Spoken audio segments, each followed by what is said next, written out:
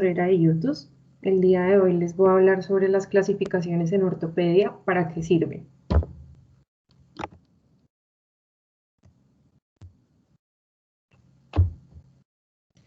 Bueno, entonces la tabla de contenido de esta charla, vamos a empezar un poco, pues primero con los objetivos de la charla, la utilidad que tiene las clasificaciones en ortopedia.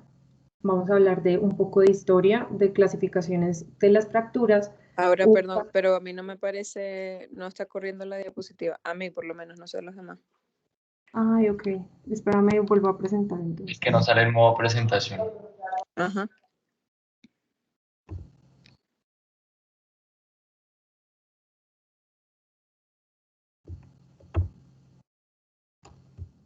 Listo, ¿ya? Ya. Ahora sí. Ah, ok, qué pena. Bueno, otra vez empiezo. Entonces, mi nombre es Aura Rentería, interna de 12º semestre y tesorera de IOTUS. En esta ocasión vamos a hablar sobre clasificaciones en ortopedia y para qué sirve. Entonces, como les decía en la tabla de contenido de esta charla, vamos a iniciar hablando sobre los objetivos, posterior la utilidad de las clasificaciones, un poco de historia, clasificaciones de las fracturas, un caso clínico breve, la clasificación de la AO, principios de la clasificación de la AO y conclusiones de la charla. Entonces, para empezar, los objetivos de la charla son tres. Primero, entender cuál es la función de las clasificaciones en ortopedia. Seguido a esto, la clasificación como tal de las fracturas. Y por último, entender la clasificación de la AO. Pues me gustaría decirles y recalcar que la charla no va en base de explicar cada una de las charlas que existen en ortopedia, pues eso va a ser objetivo de discusión en cada una de las patologías que vamos a tratar más adelante. Y en cuanto a la clasificación de la AO, pues tampoco tiene como objetivo aprendérsela o memorizársela, sino como entender y para qué sirve. Entonces, en cuanto a la utilidad de las clasificaciones en ortopedia, nace de la necesidad de agrupar ciertas patologías ortopédicas de acuerdo a sus características clínicas y semiológicas, y tiene finalidad de guiar su manejo y posible abordaje quirúrgico. Entonces, para hablar un poquito de historia, en 1958, Maurice E. Müller y colaboradores fundaron la AO, que traduce del alemán Grupo de Trabajo para Temas de Osteosíntesis. Lo que buscaba era realizar un tratamiento quirúrgico de fracturas para restaurar completamente la función del miembro lesionado. Entonces, ¿qué es clasificar? Clasificar es ordenar o agrupar algo por clases con un objetivo. En el caso de las fracturas, lo va a hacer atendiendo a diferentes criterios, como por ejemplo la energía disipada en un traumatismo, mecanismo de producción, el estado de las partes blandas, extensión del trazo, la estabilidad de la fractura, localización anatómica, entre otras. Entonces, es muy importante una buena anamnesis, lo cual va a ser parte de un buen tratamiento de cada patología tratada. Por eso pues, les traigo esta reflexión que nos dice que la base de toda actividad clínica son la exploración y tratamiento, investigación y evaluación, aprendizaje y enseñanza, y de las cuales debe basarse en datos sólidos, apropiadamente recogidos, claramente expresados y fácilmente accesibles. Entonces, primero, para las clasificaciones de las fracturas, como les había mencionado antes, se clasifican en cuanto a la energía disipada del traumatismo, el trazo de fractura, el estado de partes blandas, el mecanismo de producción, estabilidad de la fractura y la localización anatómica. Entonces, tenemos la energía disipada. Esta es muy importante porque muchas veces está en relación completamente con el traumatismo que tiene y pues el tipo de fractura. Entonces tenemos alta energía, energía intermedia y baja energía. En cuanto a la alta energía, es importante saber que está en relación con accidentes de tránsito, accidentes que tienen que ver con altura, con armas de fuego. Y muchas veces nos puede llegar pacientes de pronto traídos en ambulancia sin ningún tipo de acompañante o testigo de un accidente, por lo que hay que recurrir a hallazgos y a la historia clínica para saber si ese accidente pues fue por alta energía. Entonces aquí es donde es importante hacer una buena anamnesis y preguntar, darse cuenta si de pronto tiene una fractura de huesos largos, fractura de clavículas, si el paciente fue eyectado, la velocidad en la que iba, que se calcula como alta energía mayor o igual a 60 kilómetros por hora, y por ejemplo en caso de los motociclistas si hay retiro del casco de la moto. En cuanto a la energía intermedia, es cuando la energía aplicada es alta, sin embargo, se va a limitar a uno o varios segmentos esqueléticos. Entonces, aquí son accidentes de pronto en escaleras, asociados a deportes o como tal un trauma directo. Entonces, para hablar sobre traumatismos con baja energía, son los cuales no necesitan gran impacto para producir una fractura. Y acá tenemos dos etiologías importantes. Entonces, la primera, pues por estrés o por fatiga, son las resultantes de aplicar una fuerza de poca intensidad y repetidamente o cíclicamente sobre un hueso normal. Y por otra parte, las patológicas son las que se producen en un hueso anormalmente débil por una enfermedad constitucional o adquirida sin que requiera una fuerza normal para producirla. Entonces, pues esto también es muy importante porque acá es donde vemos las fracturas asociadas a enfermedades metabólicas como osteoporosis y demás. En relación con el mecanismo, entonces tenemos un mecanismo directo o indirecto. Con el directo, pues es un impacto sobre el hueso y el indirecto es un impacto sobre el extremo de los huesos, en la cual va a exceder los límites de resistencia del tejido óseo. Entonces, acá tenemos varios mecanismos donde tenemos la más frecuente que es el de flexión, también hay de rotación, cizallamiento por compresión o por tracción. Esto está en directa relación con el trazo de la fractura y nos va a dar información pues, sobre el trauma como tal y la explicación que tiene cada fractura. Entonces, por eso es muy importante siempre preguntar con los pacientes el mecanismo del trauma.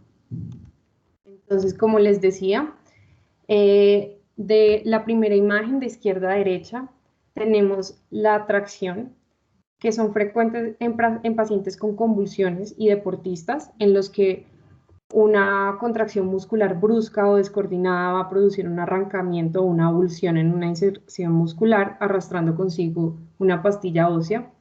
La segunda, que es por compresión, fuerza de compresión que se va a aplicar como tal de una manera excéntrica a la epífisis en lugar de producir como tal su hundimiento, va a determinar la aparición de una fractura lineal con separación de un fragmento epifisiario.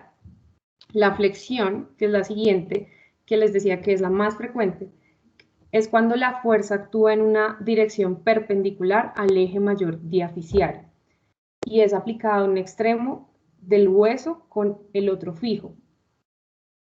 Y la rotación, que es la última imagen, pues se refiere a la producción de la aplicación de dos fuerzas de tracción en sentido inverso en torno al eje longitudinal de la diáfisis.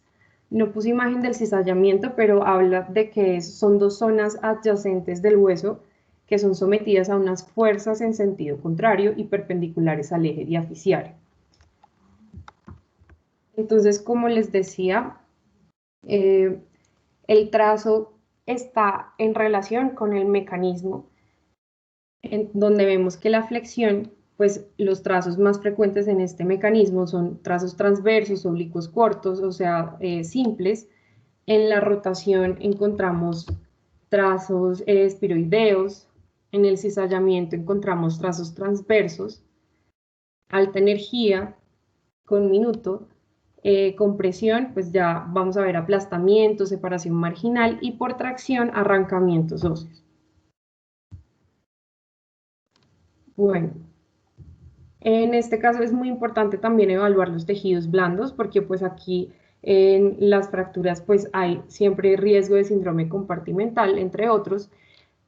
Existen diferentes pues, clasificaciones que nos van a ayudar a objetivizar este manejo de este tipo de fracturas. Entonces, primero las fracturas cerradas, la clasificación de T-Shern, modificado por la AO, nos habla de que hay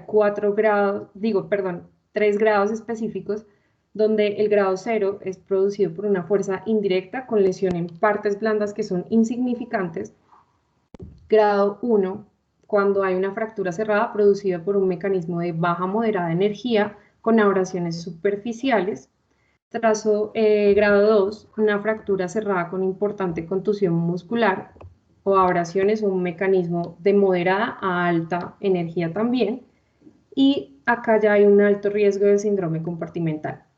En el grado 3 vamos a encontrar que hay un extenso aplastamiento de partes blandas con avulsión subcutánea y una lesión arterial, y esta pues sí ya va a tener un síndrome compartimental establecido.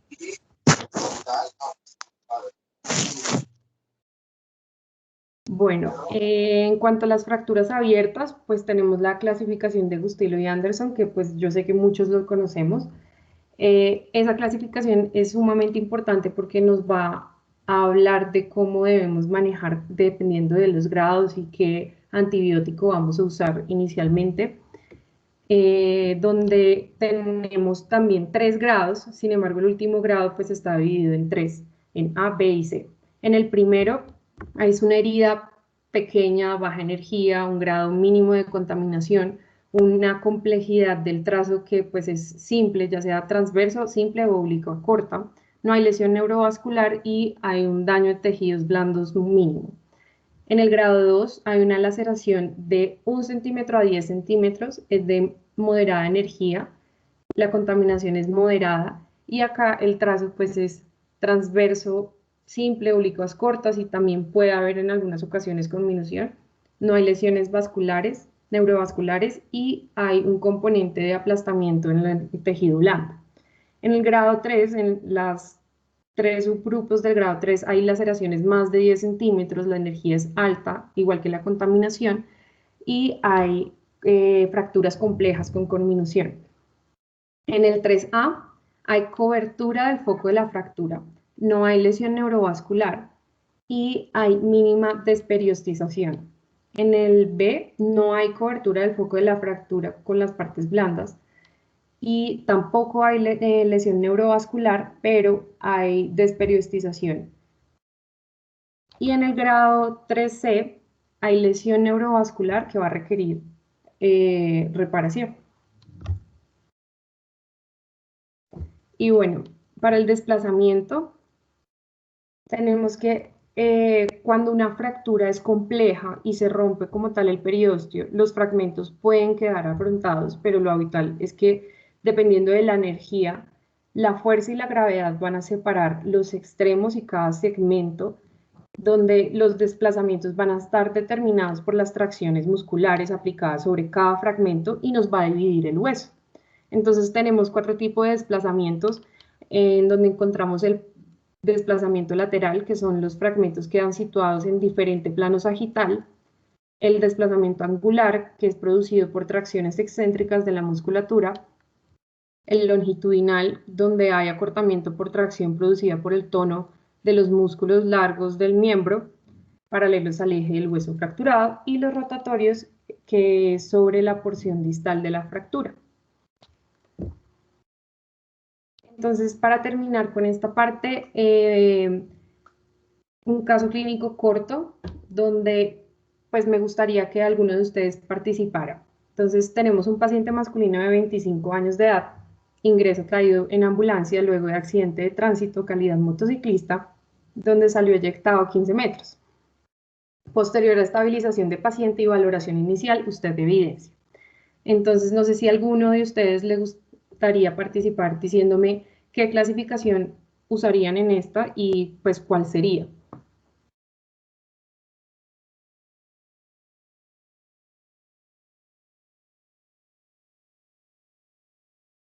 Espero, estoy viendo si alguien levanta la mano ahora, un segundo. Si no, miremos quiénes están por acá. Laura Camila Martínez. Hola. Hola, Laura. Con respecto a la clasificación de Gustilo y Anderson, me parece que es una, pues, no sé si dijiste que si tenía lesión neurovascular, si no se clasifica como una 3B. Sí, muy bien. Entonces, pues acá queda muy difícil con una sola imagen. Digamos que yo entiendo que pues no estamos viendo el paciente, pero pues lo que podemos ver es que sería, obviamente no sería ni grado 1 ni grado 2, sino que ya estamos hablando de grado 3 y para saber la diferenciación de los subgrupos, pues tendríamos que ver el paciente, pero sí, muy bien. ¿Y algún otro que le gustaría leer la radiografía que tenemos en el lado derecho?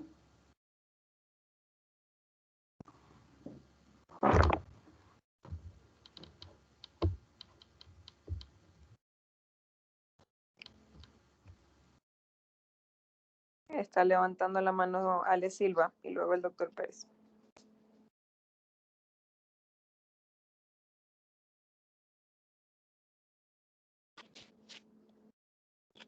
Aló, ¿me escuchan?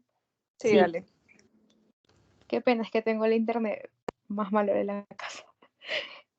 Bueno, en la radiografía A tenemos una radiografía AP de lo que sería, pues, en la pierna, en el cual, pues, se ve una fractura oblicua en el tercio medio, o sea, o en la diáfisis de la tibia y también en la diáfisis del peroné. Sin embargo, en la radiografía, o sea, en la B, que sería la lateral, se ven otros trazos también, o sea, se ve el trazo diferente, perdón. Lo que pasa es que no veo muy bien porque se me perdió toda o sea, la resolución de la pantalla y lo tengo en el celular. Entonces no me queda claro acá, no veo. Ok, dale, tranquilo. Santiago Díaz, si quieres complementa. Bueno, complementando lo que faltó Alejandra ahí, yo diría que en la imagen B, pues a mí me parece que tiene, ya lo clasificaría como una fractura segmentaria tanto de tibia y podría pensar segmentaria o en alas de mariposa del peroné.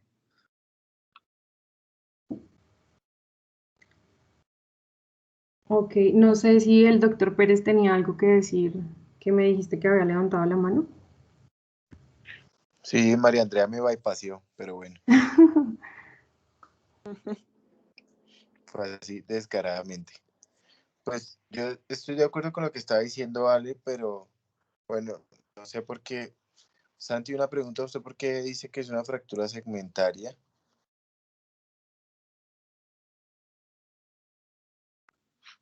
Bueno, yo honestamente en la imagen B veo que, o sea, en todo el tercio medio hacia la región anterior de la tibia, o sea, yo veo un segmento claramente separado totalmente en todos sus bordes del resto de la tibia. No, pues a mí no me parece tan claramente, ¿no? Cuando uno Si quiere, utiliza el adverbio claramente, uno hace intuir como que las otras personas estuvieran cometiendo un error, ¿no? Entonces, yo siento que es, o sea, si usted se da cuenta, Santiago, en la imagen B, precisamente, hay la cortical posterior de la tibia en el foco de la fractura se continúa casi que prácticamente con la cortical posterior del segmento proximal. Y el fragmento que tenemos es un fragmento que si usted lo ubicara así como se ve en esa proyección, no encajaría perfectamente en ese trazo de fractura. Por eso yo pienso que es una fractura conminuta, en eso sí estamos de acuerdo, tanto de la tibia como del peroné, pero no hay un segmento como tal para poder hablar de una fractura segmentaria, porque el fragmento anterior está rotado y casi que en esta proyección parecería más una imagen de alas de mariposa que un segmento como tal. Pues no sé qué piensa la señora expositora o la señora Sí. presidente. De acuerdo con el doctor Pérez. Pues estamos viendo en la imagen que... Que gracias, diría. No me entiendo. Gracias, sí, señor. Bueno, entonces voy a continuar. Ya para esta parte, la clasificación de la AO. ¿Cuál es la función de esta clasificación? Entonces, es explicar la racionalidad de un proceso de clasificación comprensiva de las fracturas donde se pueden utilizar para toma de decisiones clínicas. Y es una clasificación universalmente aplicable a todas las fracturas. Nació con la necesidad de un método de codificar, facilitar encontrar los datos añadidos y extraídos de pues, muchas pacientes que ellos tenían en la AO, donde estimuló el desarrollo de clasificaciones de fracturas y también valoraba la eficacia de cada tratamiento. Entonces, la clasificación de fracturas de Müller de la AO durante los años 60 y 70, casi toda fractura tenía un sistema de clasificación propio que era válido en el tratamiento de las fracturas. Sin embargo, dichas clasificaciones eran simples agrupaciones, independientes e individuales, y demostraron que eran ineficaces para comparar los resultados de distintos protocolos de tratamiento. Maurice Müller en 1988 decía que una clasificación es solo útil si tiene en consideración la gravedad de lesión ósea y sirve de base para el tratamiento y la evaluación de los resultados. Con respecto a esto, pues tenemos ahora una clasificación en donde existen ciertos principios y pues ha mejorado muchísimo y ahora, como les dije, es universalmente aplicable y pues en todos lados pues la manejan muy bien y así como la conocemos de pronto en Colombia, pues la pueden conocer en Estados Unidos, en la China y demás. Entonces, básicamente enumeran cada segmento y cada hueso, como lo vemos en las imágenes, donde los huesos largos los dividen en 3 segmentos, proximal a distal, 1, 2 y 3. Segmentos de proximal a distal sabemos que se dividen como en cuadrados cuyos lados van a ser de la misma longitud en la parte más ancha de la epífisis.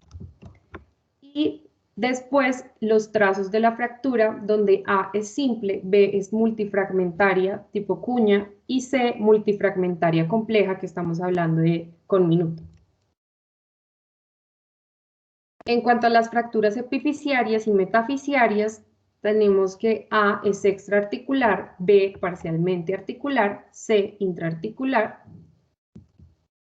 Las diafisiarias, donde pues aquí ya digamos se vuelve un poco diferente, entonces diafisiarias simples, como lo vemos en la A1 pues es con un mecanismo de rotación, A2 es un mecanismo de flexión, donde están hablando más que todo de oblicuas largas, más de 30 grados, y cortas en la A3 menor a 30 grados. En la B, en orden, pues B1 espiroidea con cuña, B2 cuña con flexión y B3 cuña multifragmentada. Y la C, que nos habla en orden también, en espiroidea, segmentaria e irregular.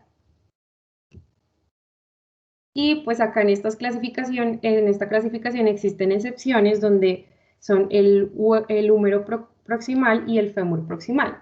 Entonces, tipo A, en el húmero proximal, es la fractura extraarticular unifocal, el tipo B, una fractura extraarticular bifocal, tipo C, una fractura articular, y en el fémur proximal, tipo A, una fractura trocanteria, tipo B, fractura de cuello, y tipo C, fractura de la cabeza. Entonces, digamos que acá me puedo también alargar explicando muchas cosas, pero pues la idea es que más que todo entendamos cómo sirve y cómo es esta codificación. Entonces, para la codificación completa está el hueso segmento, que son los 2 primeros recuadros que hablan sobre la localización, seguido del tipo y el grupo, y después, por último, el subgrupo. Entonces, se va a ordenar por gravedad reciente y la complejidad morfológica. Y pues ya para concluir la charla, las clasificaciones en ortopedia nos van a servir para establecer gravedad y tratamiento, diagnóstico y pronóstico y plan de rehabilitación. Bueno, muchas gracias y no sé, ¿tienen alguna pregunta? ¿Alguna duda? ¿Algún comentario, doctor Pérez?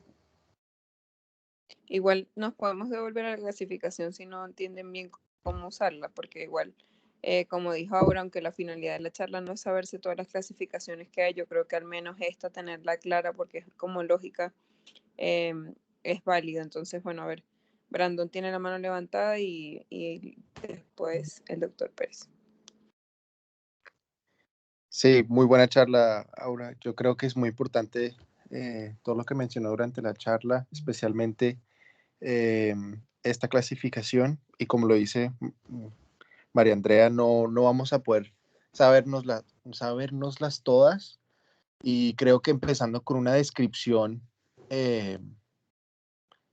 detallada de las fracturas, podemos por lo menos, en dado caso que uno tenga que explicarle a alguien por teléfono o en alguna charla, siempre hacer el ejercicio de hacer las cosas en orden, así no sepamos la clasificación o no, de ubicación anatómica, la proyección, cómo es el trazo, y pensar luego entonces, si por ejemplo no tenemos el caso clínico, entender si este sería de alta, baja energía, y bueno, las otras cositas que las clasificaciones que mencionó son las más importantes. Entonces, nada, muchas gracias por la charla, siento que estuvo muy buena. Gracias, Brandon. Sí, complementando lo que dijo Brandon, acordarse un poco los que nos enseña el doctor Pérez en octavo, que eso de dibujar las fracturas y aprender a describir la radiografía en todos sus aspectos es el ejercicio más importante que pueden hacer para tener luego las clasificaciones se hacen más sencillas. Entonces, bueno, les doy la palabra al doctor.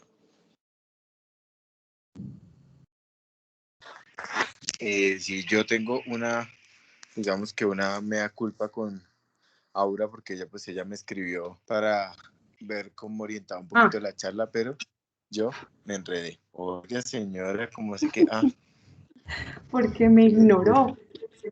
No, yo no la ignoré, lo que pasa es que era jueves de mundo ortopédico y pues como le comenté esta mañana a la señora presidenta, porque no sabía si me iba a conectar, porque hoy empezamos cirugía como muy a las 5 de la mañana, literal, porque a propósito del caso de la semana pasada, pues hoy teníamos una rodilla flotante para operar. Pero vea, yo siento que uno muchas veces quiere tratar como de encasillar muy rápido las cosas y entonces se inventan múltiples clasificaciones y entonces cuando uno, por ejemplo, los oye en la junta, sobre todo este semestre que era con un componente muy alto virtual, entonces yo los escuchaba en las juntas, entonces, sí, este paciente tiene una clasificación de Pepito, una clasificación de Perencejo, una clasificación de Saldívar, bueno, qué sé yo, ¿sí? Pero muchas veces no se alcanza a dimensionar lo que realmente es útil de la clasificación. Las clasificaciones en ortopedia, como decía Aura, tienen unas indicaciones y unas finalidades precisas, y es tratar de establecer el pronóstico de esa lesión y orientarme a mí cuál es la mejor forma de hacer la estabilización quirúrgica. Entonces, si yo eso lo puedo definir con una clasificación, esa clasificación me es útil. Por eso es la importancia que tiene la clasificación de la AO. No es que tengamos algún negocio ni ninguna cosa particular con la AO. Simplemente que ellos se han dedicado a estudiar y a revisar precisamente cómo puedo yo, de una forma académica, hacer una clasificación que pueda de esa forma extrapolarse a todos lados, ¿sí? ¿Ustedes creen que cuando están en otra institución, entonces, por ejemplo, a Ale Silva, que es toda palermista, entonces ella va y utiliza clasificaciones X, ¿sí? María Andrea, que ahora es santafereña, entonces utiliza clasificaciones y entonces si después vamos a hacer un estudio multicéntrico de revisión y demás, entonces yo voy a tener que buscar que X sitio utilizaban la clasificación de Colton, pero en el otro sitio utilizaban la clasificación. No, la idea es tratar de homogeneizar para que precisamente podamos hablar en las mismas palabras y que, por ejemplo, cuando Brandon haga su residencia en el For Special Surgery y María Andrea esté haciendo su residencia por allá en España, entonces puedan decirle como, oiga, mire, me llegaron una serie de estos pacientes, deberíamos hacer un estudio comparativo, si los pacientes de allá ustedes los operan de tal forma y nosotros acá de esta forma, cuál es la evolución, cuáles son las complicaciones, cómo se comportan. Ese es el objetivo de una clasificación. No clasificar por clasificar. Entonces uno ve que buscan la clasificación más rebuscada para descrestar. No, ese no es el objetivo. ¿Sí? Además, en ortopedia poco o nada descrestan la mayoría de las veces. ¿Sí? Uno simplemente tiene que tener seguridad en lo que está haciendo y seguridad en lo que está tratando de expresar. Y como decía Brandon, para que si a mí me llama una persona que de pronto tiene una inquietud y me diga, oiga, vea, tiene una fractura en el tercio medio, en el tercio distal, en el tercio proximal, que es un trazo de tal forma, que está desplazada hacia tal forma, que la lesión de los tejidos blandos es tal forma, yo pueda realmente poder ayudar a esa persona a que tenga la mejor apreciación de una situación a la que se está enfrentando. Por demás, me pareció muy didáctica la presentación y creo que en la medida de que eso quede claro, en los siguientes temas uno pueda ir metiendo de forma indirecta precisamente esas clasificaciones en cada uno de los grupos de lesiones. Muchas gracias. Gracias, Doc. Carlos y luego Alex Silva. Sí, bueno, era precisamente, hola, buenas noches, era con lo que estaba diciendo el doctor, porque justamente me pasó cuando estábamos en las juntas quirúrgicas, que leyendo de cada grupo de fractura o cada grupo articular afectado, pues nos encontramos en la bibliografía con múltiples nombres de clasificaciones de CAD de diferentes autores. Entonces mi pregunta era orientada a que si nosotros en urgencias, a la hora de documentar las historias clínicas, en la historia clínica de nuestros pacientes, es necesario clasificar todos los diagnósticos, todas las fracturas. Bueno, voy a dar yo mi, mi consenso de inexperta y luego el doctor nos complementará. Es como un poco lo que dice el doctor, por lo menos yo sí creo que hay que, no siempre hay que ponerlas todas, igual es que no hay casos que aplica, pero te voy a poner un ejemplo específico. Cuando a mí me tocó presentar en una junta una fractura trimaliolar, entonces en ese momento pues yo usé en ese caso sí aplicaría porque hay muchas que están relacionadas. Entonces, bueno, está el Lau Hansen tal, Weber tal, luego AO esta y hay otra que es muy poco usada, solo la usan en la Santa Fe, como dice el doctor, que es Ramel, que es por TAC. Entonces, en ese caso yo las puse todas, pero uno se puede casar con una si lo tienes muy claro. Bueno, si es una fractura de peroné, pues solamente con que digas que es una Weber tal, yo creería que es suficiente. Una bimaliolar de tobillo, pues la Hansen esta cosa. Y así, no creo que siempre hay que poner todos los diagnósticos mientras que la clasifiques bien con una. Ok, sí, chévere, más claro, gracias. Sí, mire, es que yo pienso, Añanguren, que es muy importante. Ustedes siempre recuerden lo que yo trato de transmitirles. O sea, a mí me parece muy chévere si aprenden ortopedia, pero ustedes tienen que aprender también a pensar a lo que se va a enfrentar ese paciente en otro ambiente o con otra situación o por otras personas. Entonces, usted puede parecerle súper fancy. Yo veo, por ejemplo, las notas de evolución de algunos pacientes de hospitalización y entonces es paciente con, qué sé yo, pie diabético, Rancho Texas, no sé qué, Pedis, no sé qué, Winnie, no sé qué, papi, no sé qué, chucuchu. O sea, y muchas veces lo único que hacen es repetir y repetir en cada evolución las mismas cosas. Y cuando uno va a ver, no tienen ni idea de por qué está clasificado así. Simplemente alguien decidió ponerle 14 clasificaciones y nadie tiene ni idea de las cosas. Entonces, si usted puede expresar las cosas en la forma más concreta que pueda ser entendible y reproducible, esa es lo mejor, ¿sí? O sea, por ejemplo, en la presentación de la señora presidenta que les estaba diciendo, eso parecía un capítulo de medicina interna, las clasificaciones, ¿sí?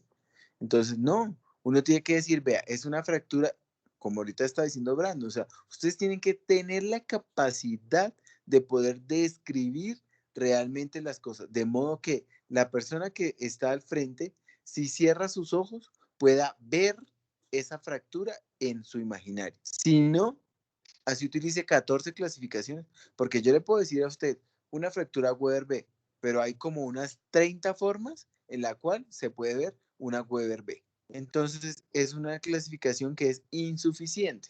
¿Sí? Yo puedo decirle que la clasificación de Lau-Hansen de tal forma, pero también tiene diferentes manifestaciones. Entonces yo tengo que utilizar algo que a mí me permita ver lo más cercano posible a la realidad. Por eso es que la clasificación AO en su puntuación final, cuando habla de la personalidad de la fractura, es la que mejor me describe a mí cómo es esa lesión. Ahora, que alguien diga, ay, no, es que no me gusta. No, no, es que eso no es de gusto. Es que eso sea lo que mejor me puede transmitir a mí esa clasificación. Cierro mi comentario. Muchas gracias. Listo, doctor. Muchas gracias. Bueno, Y viene pues, Ale Silva y... perdón. perdón, Aura. Dale. No, iba a decir lo mismo que dice el doctor Pérez. Yo creo que lo más importante es saber caracterizar la fractura en caso de que sea una fractura y pues los diferentes tipos de lesiones que vamos a encontrar en la ortopedia.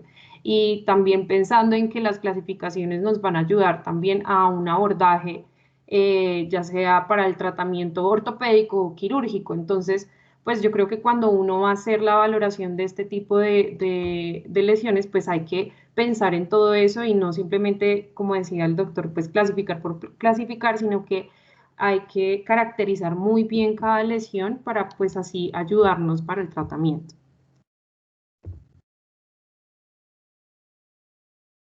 Entonces cerramos con el comentario de Ale Silva para poderles dar una información importante ahorita.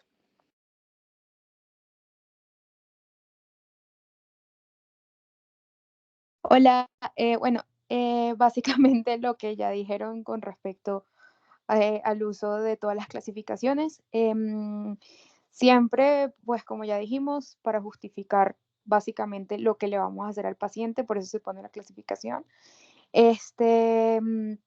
Lo otro, bueno, dos cositas. No sé, por el tiempo, no sé si da chance de pronto de colocar una radiografía y de pronto pues clasificarla según la clasificación de la AO para ver si a todos les quedó claro, porque es algo que uno la explica y es como, ay, sí, súper chévere, pero después cuando lo vas a aplicar, muchas veces uno queda ahí como medio corto.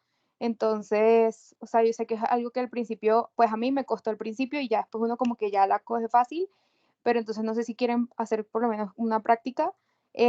Lo otro era con respecto a la clasificación de Cherne, que se le dice Cherne, o sea, y churn en inglés, porque varios doctores me molestaban porque yo le decía churn, entonces, para que lo tengan claro ahí esa parte. Comentarios Ay, de la veterinaria. sí, yo iba a decir lo mismo. Yo iba a decir lo mismo, Ay, Aurea. gracias, qué pena. El cherne, la T es muda, bueno. Y se debería decir Cherne en todos los idiomas, porque es el nombre propio de la persona en alemán. ¿Oíste, Ale? Tenemos aquí a un Entonces, gran es experto. mentira que Sí, exacto, exacto. es mentira que debería decirlo en inglés de una forma y en otra, ¿no? Porque usted es Alejandra Silva en inglés o en francés o en alemán o en lo que quiera, hasta en Si costeño. tienen ¿sí? dudas Entonces, pues, sobre nuestro amigo Cherner, el doctor Saldívar es experto en el tema, entonces les puede dar información al respecto. No sé, entonces, ¿les parece si hacemos lo que decía Ale? Pues, si quieren, pongo la radiografía que tenía acá o es que se ve muy mal. Sí, Y dale, hagamos el Ale, ejercicio, que eso es nos lo ayudas importante, que les entonces quede. con... Listo. Entonces, ajá. ¿Aló? Te Ale. estamos escuchando. Ah, bueno, entonces, ajá, vamos a clasificar esta que ya teníamos. Pero Aura, ¿la puedes poner como más grande? Más grande, ya voy.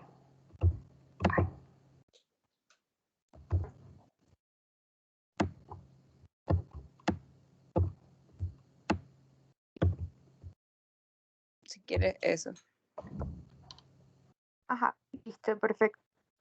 Entonces, bueno, entonces recuérdense que lo primero que vamos a clasificar es, bueno, el hueso que vamos a utilizar. Entonces, en este caso, comencemos porque en este caso tenemos dos fracturas de dos huesos diferentes. La primera sería la de la tibia. Pues, la tibia, recuérdense que está clasificada con el número 4. Ale, Entonces, ajá. pero no sé, o sea, y si hacemos el ejercicio diferente en el sentido que alguna de las otras personas trate de hacerlo y bueno, luego tú sí, perfecto. corriges el asunto. Entonces, Sí, ¿quién sí, quiere? Uno que nos clasifique la tibia y otro que nos clasifique el peroné. Eso. Y no importa, se pueden equivocar. A mí me costó muchísimo.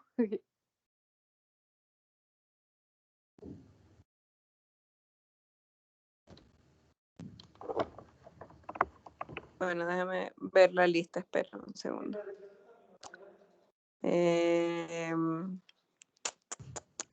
Santiago Juan dio- Andrés, ¿qué? Santiago Santi levantó la mano. ¿Quién? Sí, bueno, Santiago levantó la... Santi y luego Juan Andrés Olivares. Dale, Santi, con la tibia. Bueno, entonces, continuando con lo que habían dicho, el número que le corresponde a la tibia es 4. Los segmentos se dividen en 4 en la tibia y pues 1 siendo lo más proximal, 4 siendo lo más distal. Yo diría que este sería un número 2, entonces por ahora damos un 4-2. Y en cuanto al tipo de la fractura como tal, o una B o una C, que fue en teoría quedamos que podía ser pues, con minuta, entonces una 4-2-C. Oiga, ¿Están todos ¿cómo de que en acuerdo? teoría usted todavía no me cree, Santiago, o qué?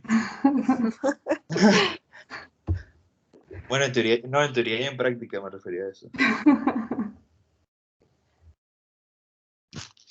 Bueno, muy bien, Santi. Sí, exacto. Juan Andrés. Hola, ¿me oyen?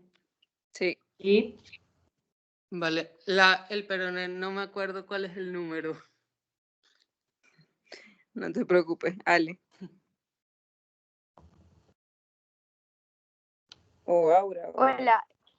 4F. Entonces, el peroné va a ser 4 también, solamente que en este caso, al igual que lo que sería el antebrazo, pues va a estar con una F de fíbula, entonces se pone 4F. muy bien, Ale. Sí, así es. Entonces, pues, ¿quieres completar ahí o alguien más?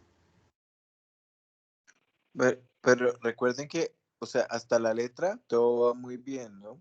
Pero de ahí para adelante es lo más importante, porque todo lo otro nos ubica donde estamos apenas. Y luego lo otro es lo que nos va a describir la cosa puntual que nos define pues cada lesión, ¿no? Y el manejo, exacto. Sí, entonces, pues faltaría el segmento, lo que decía el doctor, pues el tipo, el grupo y el subgrupo para definir las características morfológicas de la fractura. Entonces, no sé si alguien más quiere complementar. Yo vi que Brandon tenía la mano levantada. Sí, pues yo ahí quería preguntarle al doctor si porque a mí me parece más en cuña, pero puede ser que sea en cuña con múltiples fragmentos. Entonces ahí yo quisiera saber si eso se clasificaría como primero en cuña y luego múltiples fragmentos, o si es solamente con minuta y nos vamos con una clasificación C. No, yo precisamente estaba discutiendo eso con el incrédulo del Santiago, porque para mí es precisamente una cuña anterior lo que tiene esta tibia. Solo que si ustedes se dan cuenta,